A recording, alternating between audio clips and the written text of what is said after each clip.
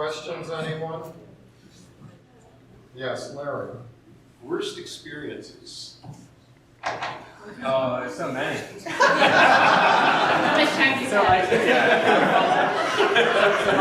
everyone, the year Emily and I did it was pouring rain. It was really difficult. Honestly, I wouldn't have made it through had I not. We were much younger. I had spent a ton of money that I didn't have to get over there, and so there's no way I was not going to finish. But I made a really, you get into the moment, you start making kind of stupid decisions.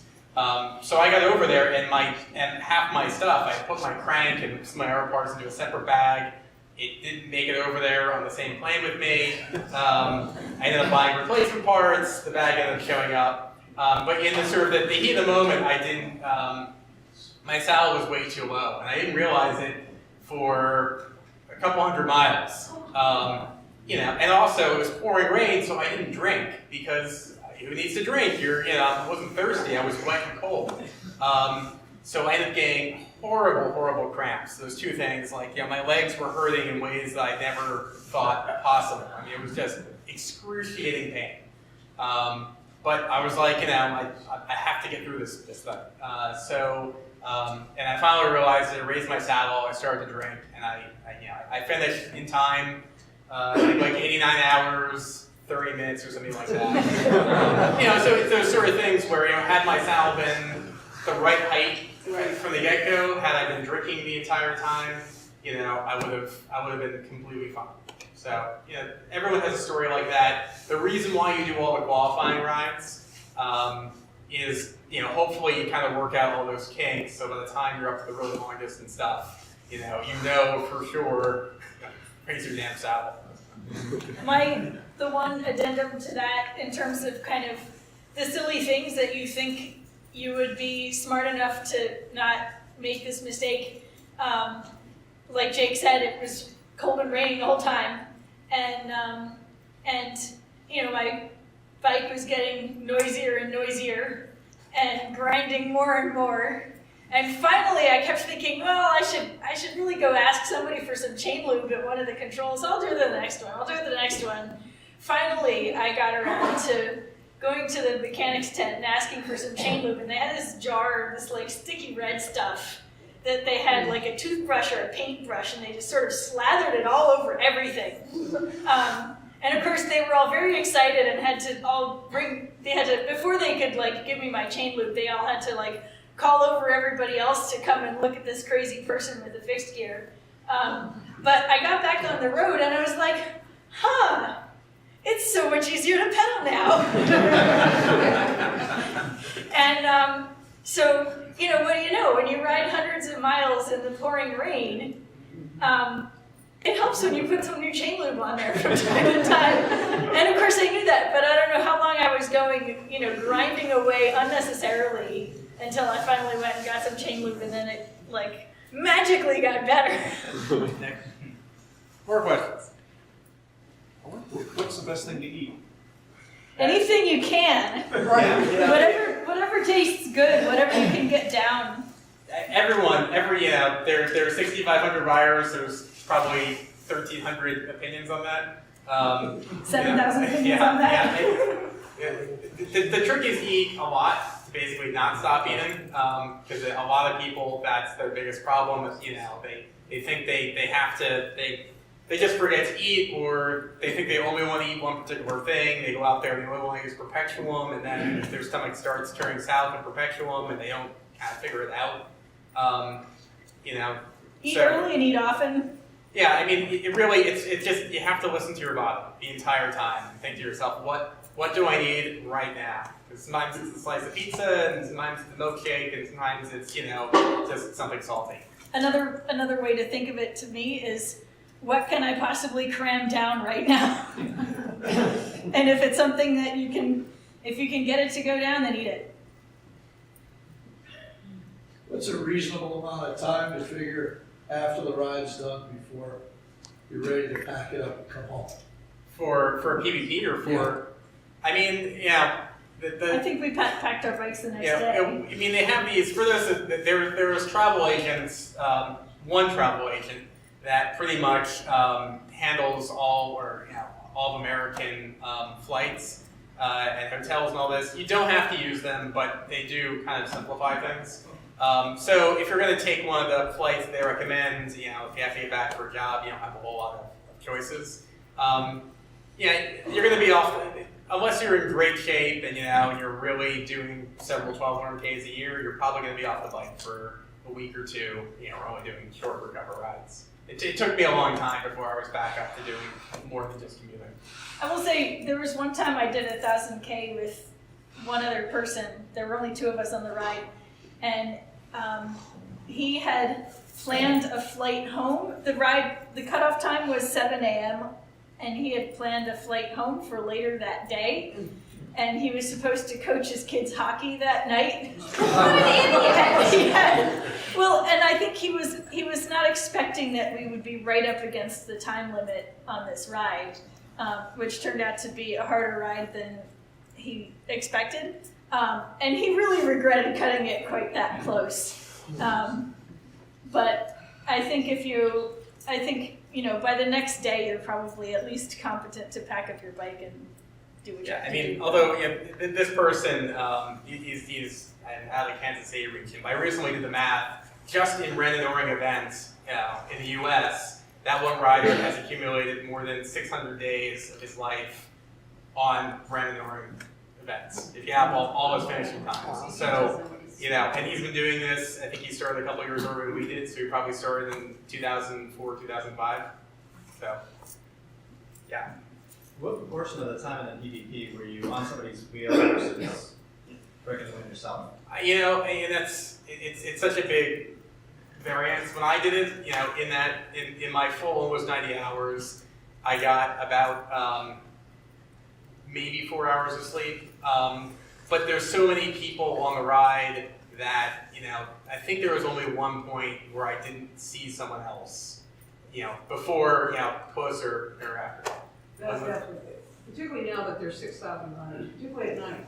There was never the whole night, that you didn't see a red light in front of you. So you can very rarely get lost because it's And if you want to draft, you pick up people as you're going along. The Danes, they travel in packs.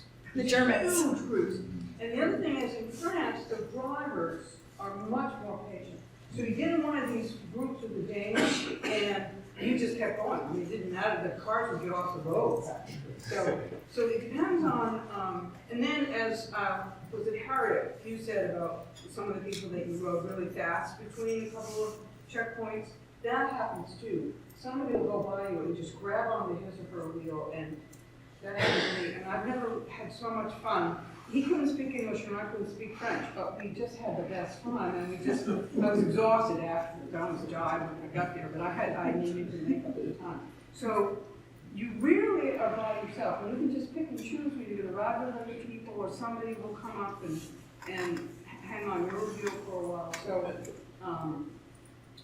they're almost, and now it's 6,000 riders. I can't imagine what it's like now. I think people who are comfortable with drafting, you'll always have somebody to draft off of, and if you're not comfortable, you can ride on your own and it's fine. Sure. The one thing to really understand, why you ride PBP, especially this day and age, you are on a ride with, so many thousands of people.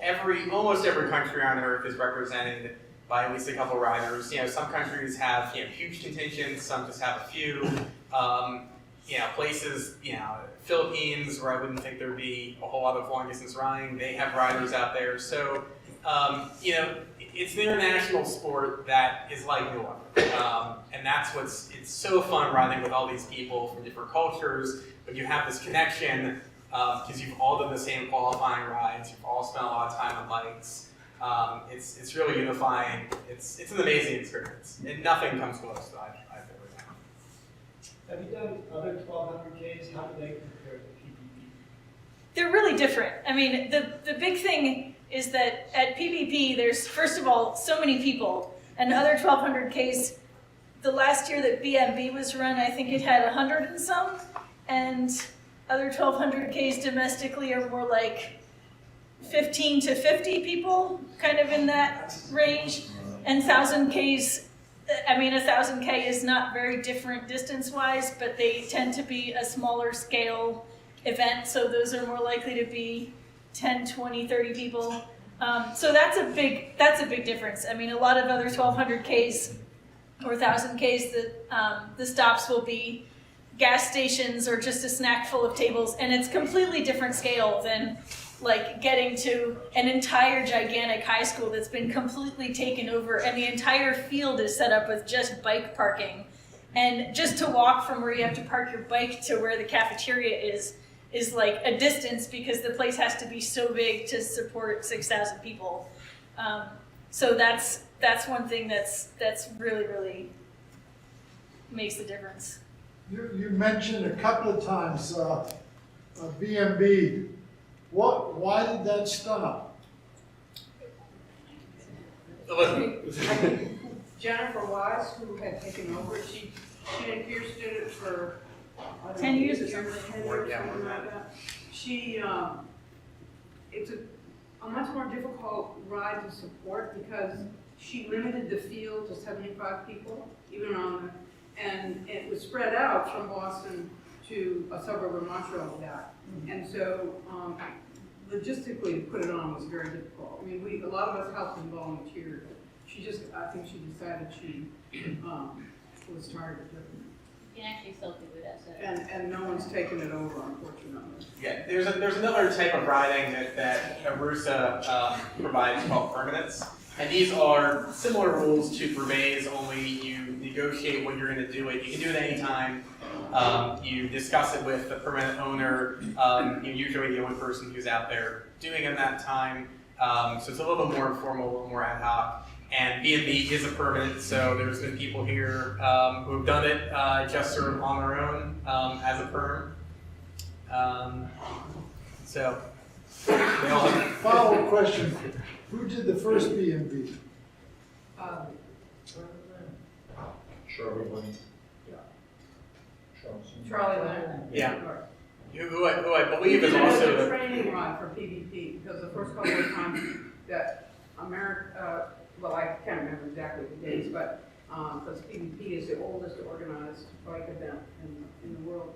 But in the early days, the Americans were not successful in doing it, so the people that were running PBP said the Americans had to qualify for 2 years. 2 years. 2 years before you were allowed to do it. So Charlie Lamb, I think that's when he started, right? So he started doing B&B so people could get more experience of doing it. And then I was told that it was 75.